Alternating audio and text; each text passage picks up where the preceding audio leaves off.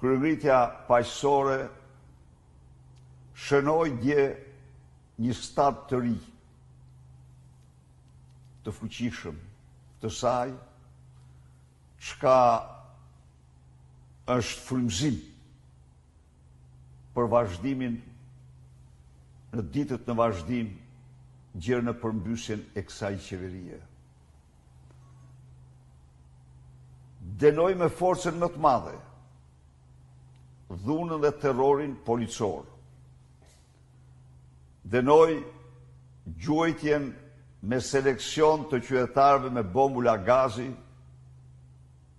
pas koke njërit prej tyre, në gjoks nën kryetarit Partisë Demokratike dhe deputetit Partisë Demokratike Luciano Boçi dhe të tjerëve me mjete me gaz, me pluma gome e të tjerë. Garantoje Edi Ramën se për të gjitha këto do t'jetë përgjegjës.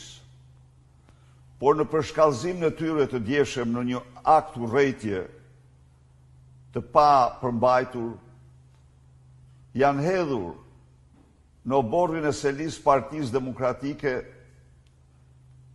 sasi të mëdha gazi lotësjellës dhe bomba tymuese. Ky përbën një agresion të hapur ndaj selisë Partisë Demokratike dhe pluralizmit. Në këtë rast, ju kërkoj të gjitha degve të bëjnë rikonicionin e plot të selive të Partisë Socialiste në çdo rreth. Dhe garantoj Edi Ramën se sulmet ndaj selisë Partisë Demokratike do sjellin sulme asgjësuese për selitë e Partisë Krimit në të gjithë territorin e vendit.